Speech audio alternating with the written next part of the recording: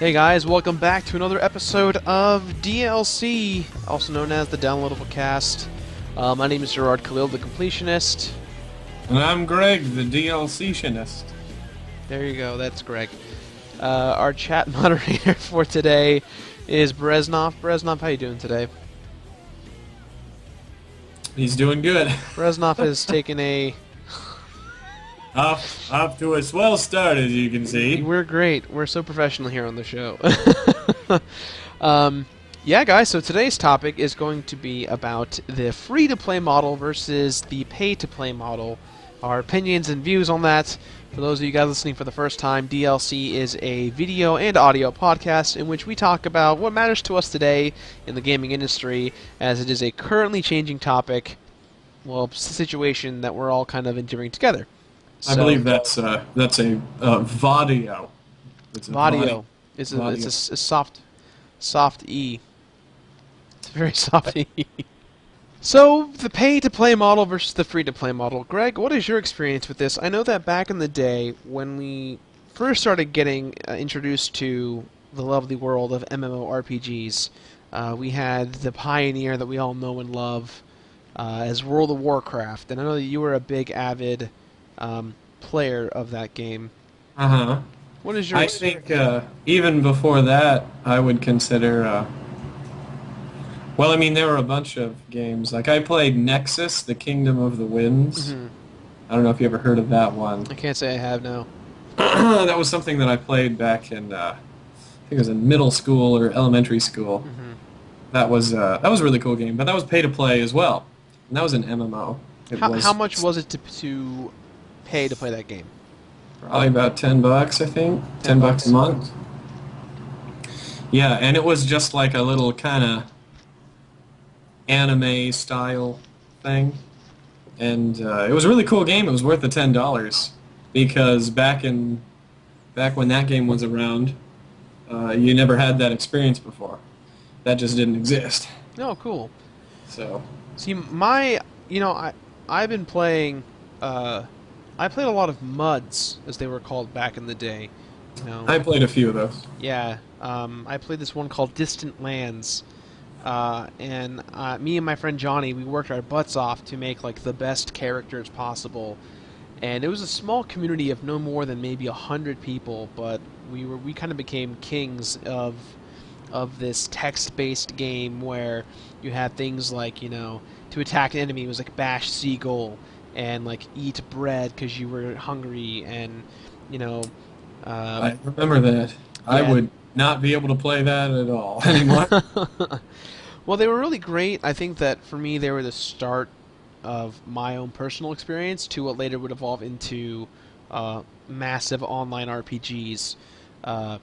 Even some of those MUDs were pay to play because it's like you donate. Some of them were, yeah. Because it takes money to run those servers and run the websites and the community. It takes a lot of work to type all that text. Well, back in the day too, you have to remember that MUDs existed while we had to deal with things like 56K modems. Like I remember, signing on to AOL to play this game. Funny side story with that. When I played Nexus, the Kingdom of the Winds, so you had the internet subscription back then, mm-hmm. which is the AOL, mm-hmm. which logged hours and all that good stuff, and then you paid for the game. Well, what my brother and I figured out is, you remember when Net Zero was free? Yeah. But it had ads on it, mm-hmm. and if you were to minimize it or try and do it to where the ads weren't showing, you would lose internet connection. So what we did is we minimized it into the 680 by 640 by 480 yeah. into the box, mm-hmm. and have it just barely showing at the bottom of the screen where you never clicked. Mm-hmm. So we got free internet, so our mom couldn't figure out how many hours of the Kingdom of the Winds we were playing. That's Dedication. Awesome. Dedication. That's I'll awesome. Go a lot quieter. That's really cool. So from there, my experience of MMORPGs kind of evolved into playing City of Heroes. That was a big one for me. I was so into City of Heroes when it came out. Played a bit of that too.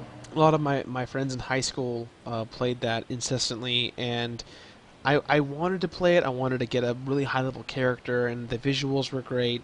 I know that for most people, they had EverQuest, like that was the next level thing, and EverQuest is kind of what started, at least from my perspective, the evolution of MMOs and that whole thing. Um, but the biggest turnoff to me was paying 15 to 20 bucks a month. Some even charged anywhere from 25 to 30 bucks a month. Yeah, And that's where Diablo 2 was fantastic because it yeah, was free to play. yeah, you had it just the idea of playing with a friend without having to pay for anything else but the game was great. It almost felt like you had to pay to be a part of this elusive club to play a game that you already paid 60 bucks for. That's why I had a big turnoff for things like World of Warcraft, because it was like you'd spend, you know, how much money on the expansion packs and the so on so's for the free pet, or you know, now it's like, what is it if you come back to World of Warcraft for the Mists of Pandora or Pandas or whatever, Jack Black or whatever, you get to the ability to have two characters rush to 80 or something like that. Um, just there's these weird incentives nowadays about people coming back to MMORPGs on this, pay to play model, because in the midst of all this change of gaming and everything, free to play has kind of become a big deal now. Um, Yeah, I think you expect better service if you pay to play. It shouldn't be crashing all the time. right. And why would you want to use something that's, why would you want to play something that's broken or doesn't work necessarily the way you want it to if you are paying money? There was that moment where everyone got Diablo 3 that first day, and all of us were really pissed off that we had to go online right away. We couldn't play offline mode, and Error 37, brought down all the Diablo servers. None of us could connect, and we couldn't play Diablo for a good 2 weeks. Um, That's why I got it like a month after it came out. yeah. Um, But anyways, free to play has become so important in a successful online universe with games. I think, I've been playing a lot of League of Legends. That's a game that I play regularly. Um, it's free to play, but a lot of why these free to play games are working really well right now is because of microtransactions. You may not necessarily have all the characters from the beginning, but you could either, invest time playing the game, building up your experience and your in-game currency, and purchase those extra characters, or spend $5, spend $10, $20, $30 on having those characters. Um, Which I and don't think is worth it but then that's getting into the whole digital versus physical stuff. exactly, because I think we talked about that a couple of DLCs ago about how Yes, we you'd rather did. have something physically tangible in your hands than to pay for something digital because it's tied to an account, and if you lose it, it's anyways. Um, but the big question is, who will win in the rising course of everything changing, pay to play or free to play? League of Legends has now become officially one of the biggest, if not the biggest, free to play game. The MOBA model is really working nicely, and a lot of regular content and patches weekly, and coming out with new character skins and discounts for each week. It's kind of like Steam, and is that kind of where we're going, or is it going to go, with I the think it'll probably go back and forth because that's kind of the way it has gone so far. well, right? I was about to bring up the Old Republic. Everyone was so excited to play the Old Republic when it was announced so long ago. BioWare finally releases it, and here we are playing it, and everyone loves Wait. Nobody's playing it. it. Well, for the first 2 months, it was doing really well because it didn't need that many people playing it. It did not need that many people playing the game in order for BioWare and Star Wars to make revenue on it. You didn't have to worry about that because people were paying for the game. It was $60, $50, whatever it is. But now they're getting worried because people kind of stopped. I know my big problem with these games is that I would forget that I'd be paying for them, and I'd get monthly charges each month. I think one of the main reasons why, at least why I quit it, it's the whole economy thing, you know. When people aren't making as much money, they don't want to spend as much money. So you just cut the things that you really don't need. So the first thing that I cut was television. I knew that I didn't need that. And then right after that, I was playing a lot of WoW, and I knew that I could be doing better things with my time. So I cut that because when I would say I was playing a lot of WoW, I was playing a lot of WoW. Like days. And and when you're in a long-term relationship, tends to kill the relationship itself. Yeah. If you don't know how to balance things. But I mean, it's cutting out, you know, a $15 a month thing that you don't have to live. Like, I need to pay rent, I need to pay my electricity bill. For this job, I need to have the internet, and for networking, and cell phone, and then gas for the car insurance, health insurance. It's just so low on the list of things that you need. So if people can still game for free, then people are going to do it. People are a lot more hard-pressed to put out that money, because that's $15 a month times 12 is a lot of money, because I'm not proficient at math. So it's a number. It's definitely a number. Definitely a number. Well, I had this article right here. It's in the link below in the description, and I posted in the chat earlier, but I was reading it, just kind of going through it. It's a great article about pay-to-play versus free-to-play, and one of the big things that I was reading was discussing about cash shops and microtransactions, and how they shouldn't give the player an edge in combat or general performance. And I didn't know this was a legitimate thing, but apparently there are games out there that people can grind and work their butts off and get this awesome equipment, or they can pay 5, 10, 15, 20 bucks to be just as good, if not better, than the average Joe who'd spend that time. And that's something to me that just doesn't make any sense. I mean, I get you don't want to put in the time, but you're already, putting money into World of Warcraft or into anything else. That's why League of Legends to me makes sense, because I'm paying for an outfit that is extra content. It's kind of like DLC in a way. I understand why I'm paying for it, because it's extra. It's not mandatory to my gaming experience. It only enhances it in the way I want it to. An extra costume, or maybe a boost in experience gaining, or anything like that. Purchasing runes, whatever you do in these games. But the idea of being able to pay your way to win doesn't necessarily make sense to me. No, it doesn't. It's like what WoW bans essentially is, buying gold. Because if you have the gold, it ruins the economy in the game, and it gives a huge advantage. And they originally didn't agree to that in 2006, but now we have the real money auction house. So, well, that's Diablo 3 right there. The auction house opened up a few weeks ago, and I know a couple of people who've made some small transactions. But funny side story: my Diablo 3 account got hacked, and not the Diablo 3 account, actually. My entire Blizzard account got hacked, and when I came onto Diablo 3, I found that. After I got it back, of course, I found that all of my bad stuff was gone, and it was replaced with great stuff. So now, because this person hacked my game, I'm better off than I was a couple of weeks ago. Fun side story. But anyways, the point is the Diablo 3 auction house a sustaining economy yet? Because I with patches and stuff, they're going to be incorporating new pieces of equipment and, nerfing bosses, increasing gold drops, whatever it is.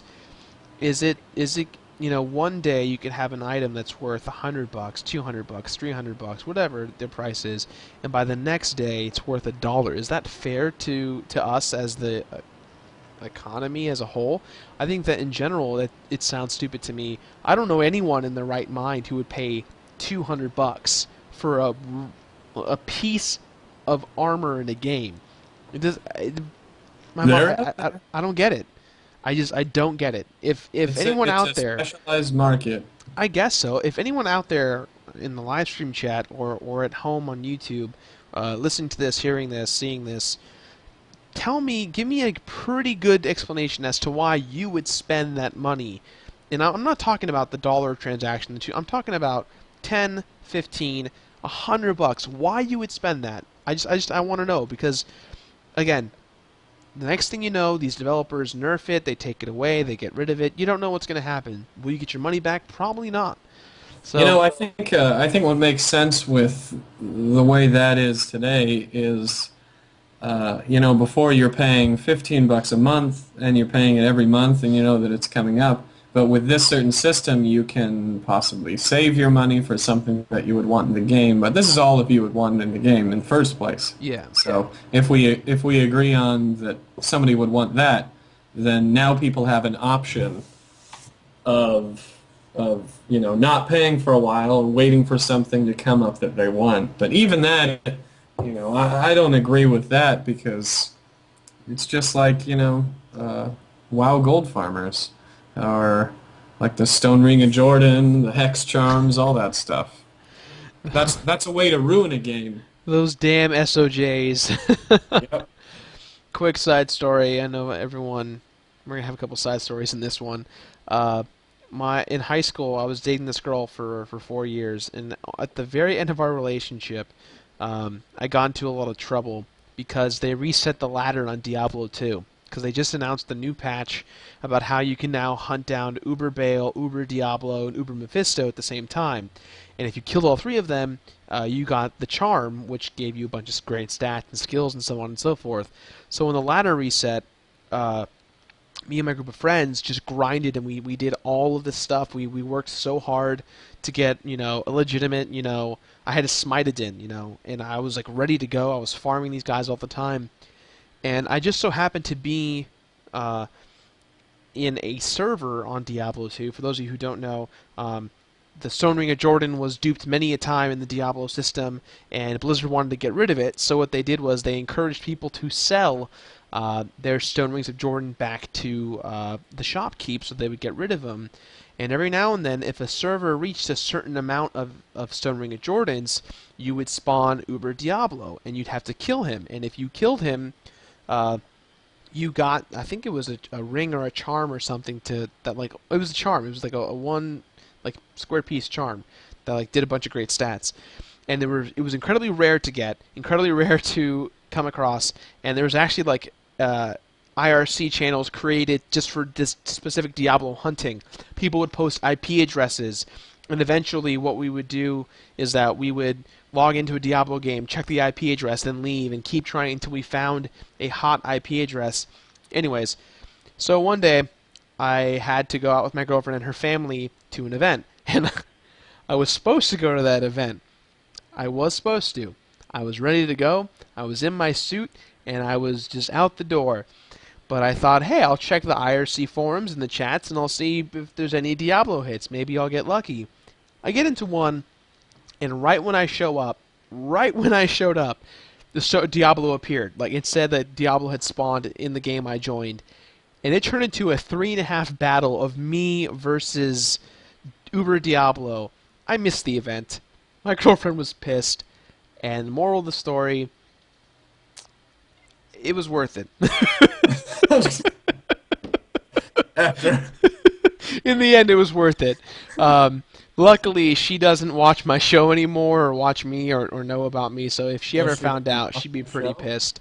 But man, was it worth? There was something so gratifying about like sitting there for 3.5 hours and just fighting Diablo on my own, dying and getting my equipment. Like, yes, I'm a nerd. I know. Alrighty, how long are we talking for, Greg? How long has this been going on for? I don't know, but I've heard you tell that story a bunch of times, but I don't think I've ever heard you say that it was worth it. It was worth it. It was so worth it. Right. Everyone, I'm sure everyone would get...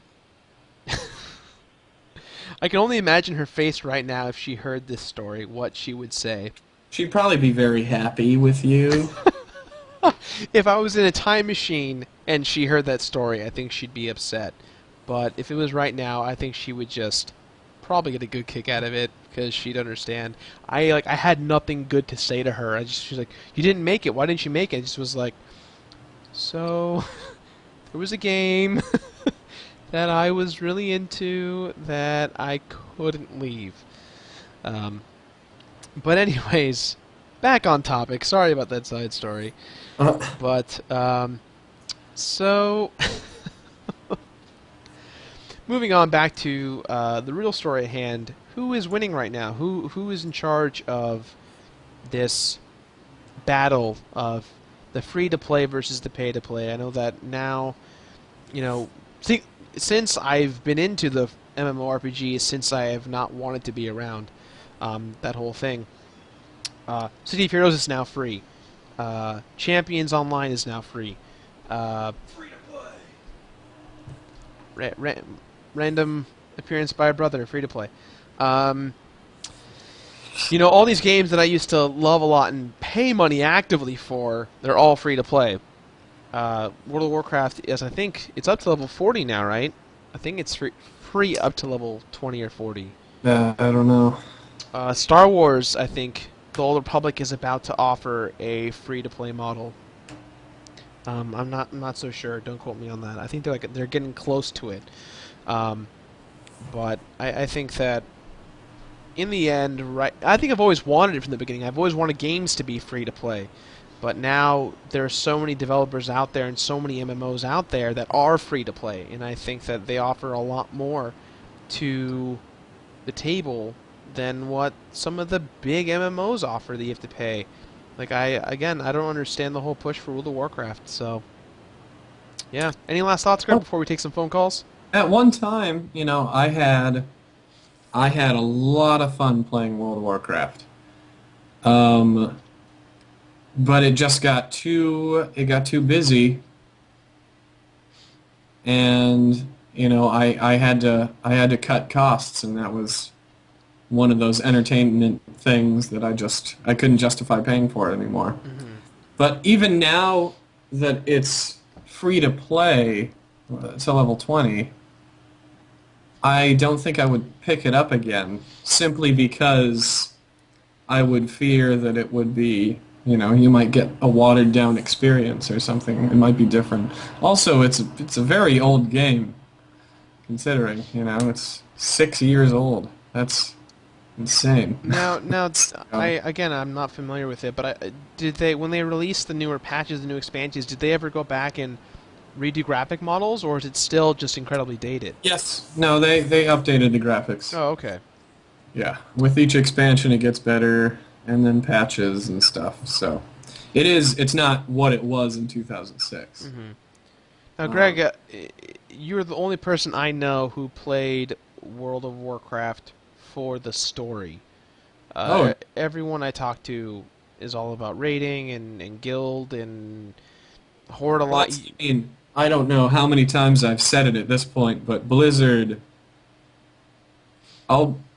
There's one difference, but all of Blizzard's storylines I have absolutely loved. Diablo 3, some of the stuff in there I was not too keen on. Yeah. But no spoilers for those who haven't played it, obviously. Right, yeah. But all the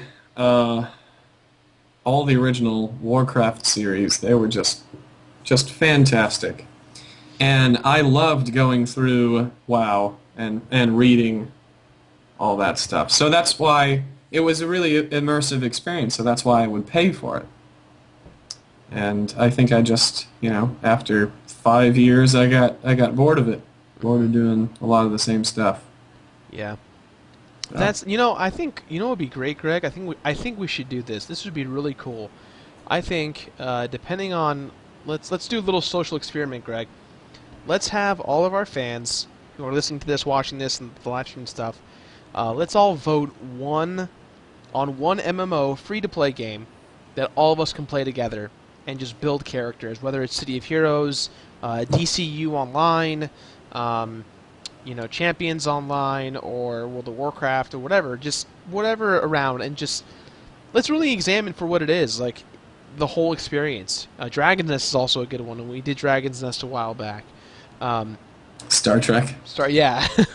So let's go ahead and do that. Let's try it out. You know, maybe we'll make it a thing where we can play with some fans, play some games, have a dance party. That was always my favorite thing in all of these stupid games, was just having an epic dance party with the boombox and just rocking out in the middle of the town square for like 4 or 5 hours.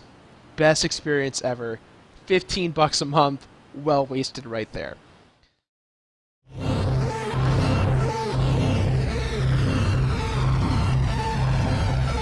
So before our commercial break, we were discussing the epic battle between free-to-play and pay-to-play. And before we went ahead and start each show, we have little questions that the audience answers, and then our chat moderators get to pick our callers. So we've got 3 callers to call in and talk to us today about their opinions and views on free-to-play versus pay-to-play, and their own personal experiences as well. So our first person up is Vipes. Vipes, how you doing today? I'm good. How are you? Doing pretty good. What time is it for you? Is it pretty late or is it early? Same as you, 11:25. Oh, cool. So it's not too bad. I work at 3 p.m. tomorrow. It's fine. There you go. So Vipes, welcome to the show. Good to be here. Yeah. Give us your take, your personal views on free-to-play or pay-to-play. What do you think? Well, I've never been against paying for a game, but I strongly believe that once you pay for a game, it should be yours forever. No, unless you want some additional, like you said before, actual additional content, you shouldn't pay any more than you need that you originally have. Well, one would argue that they're providing a monthly service to you, kind of like Xbox Live, but do you feel like that online service is worth it? I mean, what do you really get out of, the only benefit you get out of playing World of Warcraft each month is the ability to be able to play it. That's their argument. That's their idea of saying it is we want you to pay so you can play this game, as opposed to, no, I bought this is mine, I want to play it. That is true, but it's like the old argument of PSN and Xbox Live, how you need to pay for Live but not PSN. Mm-hmm. It's Live is a lot better, as well it should be. You're paying for it, but I don't know, monthly fees to play online some games are just meant to pay online. Mm-hmm. And it even charges you if you want to pay for Netflix, you still have to have a Live account. That's right. You need an Xbox Gold account to watch Netflix, which is something you already are paying money for. Mm-hmm. That's no bueno. Well, you said in the beginning that if you pay money, you should have that game, and that reminds me of there was an online car game. It was like one of the first ones called Motor City. That I will always say it was such a cool, amazing game. And it was like $10 a month or something, and all of a sudden they were like, all right, well, we're shutting the servers down in a month, so see you later. So it's like I bought this game, and I had fun with it for like a year or so, but then they just shut down the servers, and it's like, well, didn't I just buy this game for $60? Now it's completely unusable. The servers are down, nobody has any of them, and the game is just dead for good. That's really how. Oh, what?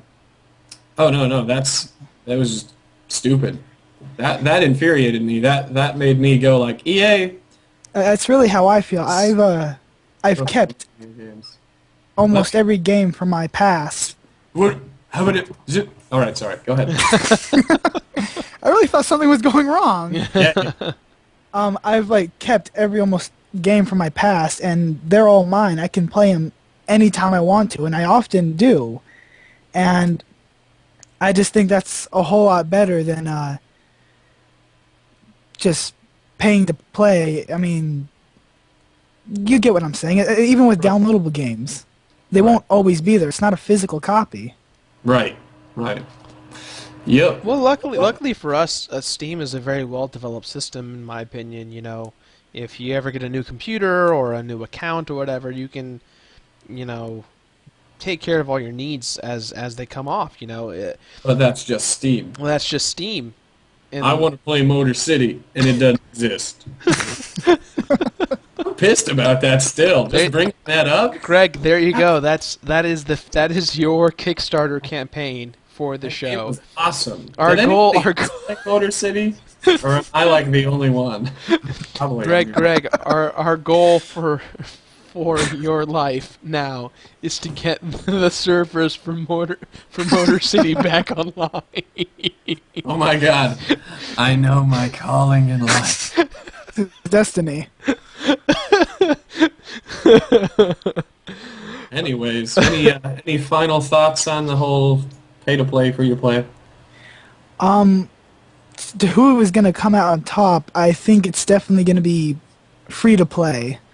Because some companies can make one free-to-play game and have people fall in love with it, and then make a game that you have to pay for, a physical copy, not an online game, and they'll be well known for their free online game. And I just think it's a better route to go for not only consumers but companies. I agree. If there's a way for them to do it in a way that is easy to produce and keep people happy, then we're good to go. I know that League of Legends, I keep saying because I keep playing it, always has problems, slow, laggy servers and that kind of stuff, but people are paying, premium quality money for it. So it's kind of it's kind of weird. I'm in the middle. I think that it can go either way. You do get kind of a quality assurance, in a way, service when you play games like World of Warcraft. Although I hear that when you buy the new World of Warcrafts, the day of launch, the stuff falls apart. So, yeah. Well, thank you for your input, Vipes. And anything else you want to add before we go? No, that's about it. It was great being here talking with you and Greg. Thank you for calling in, man. Thanks for being here. Yep. I always support the show. Awesome. Thank you. All right, man. Take it easy. you too. All right. Our next caller on our list of whatever. Colliaisons is Super Sanity 11. Super Sanity, how you doing? I'm doing pretty good. How about yourself? Doing pretty well. So, obviously, we want to know, what do you think about free-to-play versus pay-to-play? I think free-to-play is the way to go. Just, like, I played TF2 as an example, which is, you can buy stuff, perks, little, like, they don't affect anything except, like, your appearance, which is nice. So yeah, that's good that you can't buy stuff to push the game ahead. You can't get an advantage. You just have a pretty hat. Yeah. But like, I understand where pay to play is coming from. Like, that's been around forever. Like, of course, World of Warcraft, stuff like that. But I mean, like, I usually join the games when they're free to play just because I don't have the money to play it when they're pay to play. Well, I think ideally, if to me, and I'm sure everyone out there, it just seems an easy alternative. But it's like, all right, here are two different games, right? There's a game that costs money to play, and there's the free game. 9 out of 10 times, most gamers are going to go, I'm going to go with the free game, because it's like you don't have to pay anything out of your own wallet to play this game. Cool. If somebody was like, now, would you like this piece of cake for $5? Or would you like this piece of cake for free? Exactly. Which piece of cake do you want? Exactly. Either way, cake is being you can had. have the first 3 bites of the $5 cake for free. But if you try to have any more, you have to pay for it. You can't finish the whole thing. Then you got to pay $5. Which cake do you want? Yeah. Can I eat the cake, majority of the cake, and leave, like, some crumbs? Nope. Darn. Nope, you can't. So, new topic for DLC. Cake. Opinions on cake. Cake is really yummy. I love cake. Here at That One Video Gamer, we bring you the most controversial, brain-provoking content. Such as how to make cakes. No, we don't teach that at all. Speaking of cakes, that's right, I did nerdy nummies, that's right. If you search nerdy nummies, you can see me on Rose's show. We did a banana bread / banana cake, Donkey Kong cake. So yeah, check that out. Any more thoughts on that? Not really, no. I just want to thank you guys for letting me be on the show. This kind of made, like, my week. Yeah, man. Thanks for calling in. Thanks for... Everybody's so thankful. They're so happy. My brothers aren't going to believe this, so thanks for letting me be on. Are your brothers a fan of the show? Yeah. Oh, well, tell your brothers that we say hello and thank you for being Hello, fans. brothers. You better believe this. Yeah, brothers. That makes it credible now. Brothers of Super Sanity 11, username guy. All right. Thanks. Take it easy, man. You too. All right. And our last caller on our list of call liaisons is... I knew you were going to laugh at that, Greg. I knew it. That's why I said it. You're welcome. It was great. Oh, the air came back on. No, you're good. You're good. Our last caller on the list is Alpha. I want to say it's the Brutal, but that's wrong. Alpha the Rebel. That's your name, Alpha the Rebel. Hello, everyone. How you doing, man? Howdy, I hey. am good. Best night ever tonight. Why's that? Well, I've been following the show since the first episode, Mm-hmm. and you and everybody at Normal Boots has inspired me to throw my hat in the ring with the whole video game review thing. Oh, cool, man. Sweet. Well, send me an email with your stuff. I'll take a look at it. I'm always willing to look at people's stuff to see what they got to bring to the table. So. So, yeah. So, my opinion on this subject is I think there's two models that we'll be able to follow. The first one is the free-to-play model, and the second one is what Guild Wars 2 and Guild Wars 1 did, where you pay for the game and then the rest of the game is free. You pay once, and the entire game you can play through. So I'm a fan of that, just because you feel like you're getting your money's worth, and if you yeah, ever, exactly. if you ever want to revisit it, all you gotta do is reinstall the game, so you're good to go. And what most people don't remember that TF2 you actually had to pay for. It was $20 when it first came out, and then it went free to play because they already made enough money through the microtransactions to keep running the servers. Exactly. So that could be another model too. Right. Well, I think too also is word of mouth. You know, if people come to play your game, you know, advertisements and in-game exclusivity to things. I know that like referrals is a big thing with some games. If you refer X amount of users, they'll like make a character after you, or they'll, in the end, these companies, when you play their games, they do make money because you're using their servers. There's advertisements. There's whatever it is. So in the end, essentially these free-to-play games, they may be free for us to play, but in the end, the companies who made these games are making pretty good money doing it. Mm-hmm. So what do you? So you're a bigger fan of the Guild Wars model, or would you say the free-to-play just flat out? It depends on how the game is set up. If it's more of an indie game, which is like, funded by Kickstarter things, I think the free-to-play model works better. But if it's from a major company, like, say, Blizzard makes, like, Diablo 2, you paid once and then the entire game was yours. Mm-hmm. So I think it depends on how much money goes into the actual game for the model.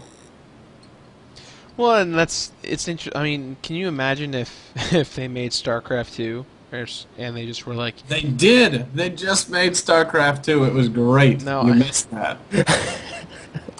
Go on. No, I don't know if I want to. No. Okay. I don't Well, know. that's it for our show. Thank you very much for coming to DLC. Catch us every Sunday. The point I was going to make was Sure. that imagine if StarCraft 2, you bought it, and then right when you get on, Blizzard's like, hey, you have to pay a Battle.net fee of $5 a month to unlock your StarCraft 2 game. Like, man, everyone would be so angry. I probably wouldn't have picked up Diablo 2 at that, or StarCraft 2 at that point. Yeah. But I mean, those games are competitive. They're massive. People are still playing them. I know that Diablo 2 is still big, as irrelevant as it may sound, with Diablo 3 around. But yeah, I think that the Guild Wars. It's funny. I haven't played Guild Wars, but I really want to pick up Guild Wars 2. Because I really don't. Again, I really don't believe in paying online stuff. I understand. But the biggest problem is for free to play is avoiding Hold on power one second, Greg. Turn on your mic. Your Oh. audio. It's bouncing back. What? Your speaker is bouncing the audio back into the feed. All right. I just won't be able to hear anything you say. No, it's fine. You can keep it up. It's just it was echoing. Yes. I will guess by what you're mouthing, chat. Anyways, but like I was saying, the biggest problem free-to-play games have to avoid is power creeping, like you were said. You You're not can't saying- No, have see. people buy power because it ruins the game. Well, they Wait. call it pay to win, right? That's the whole thing. is Yeah. They call it pay to win. This is a concept that's been developed from trading card games like Magic the Gathering and Yu-Gi-Oh!, where you have to force yourself to pay to be the best. But like League of Legends showed is that if you give everybody access to everything 2 different ways, it's a much better model. You could either earn Riot points by buying the characters, or you could just play the game and then buy the characters by earning them yourself. And they've really shaped how free-to-play should work from now on. Yeah, I agree. It's interesting to see because the big thing is that with these companies doing pay to play versus free to play makes the company money so that these people can keep creating content based on their subscription services. If no one's playing the game to pay them to play it, then they have no revenue for the company to succeed in paying their employees and growing the brand and creating more expansions. So it's going to be interesting what we see. I mean, again, League of Legends has kind of revolutionized it in a way. Dota 2 is coming out soon, and all that stuff. So we'll see.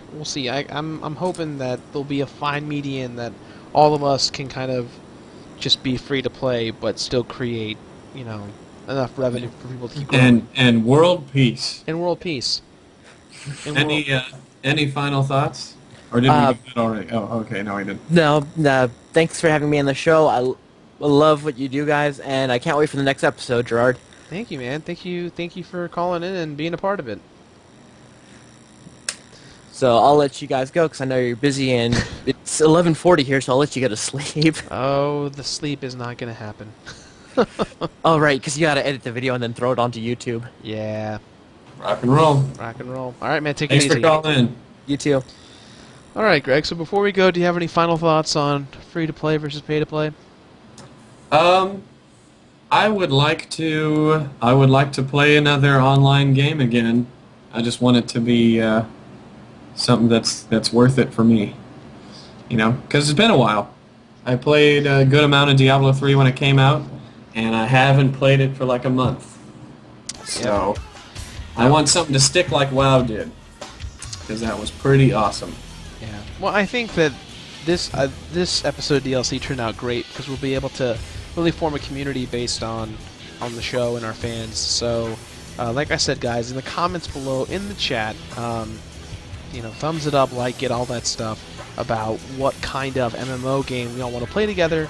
We'll make factions or guilds or whatever, and it'll be a fun time. We'll all. My whole thing is that if we can just cut, no need to do power leveling, just actually sit down and play through the game, do the quests together, all that stuff, and, sharing the equipment, all that stuff, that's kind of the whole fun of it. So if we're all a part of it, it'd be really great. So, yeah, we'll see what happens. Mm-hmm. Alright, guys, that's been another episode of DLC, the Downloadable Cast. Again, special thank you to our sponsors, K-Zombie Radio, for allowing all of our fans at home to be listening to this on iTunes and Stitcher and all those other neat things.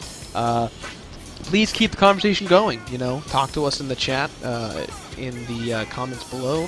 Follow us on Twitter and Facebook. You can follow Greg at McSquaresville, and you can follow me on Twitter at JKCompletesIt, and the Completionist Facebook page is Facebook.com/The Completionist.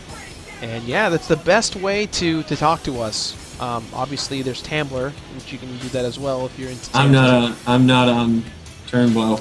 Tumblr. Turnblow. Tumblr. Thanks for joining us on DLC.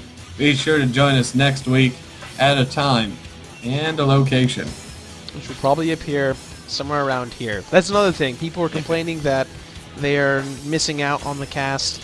The best way to find out when it is to follow us on Twitter and Facebook, because we post those things in real time.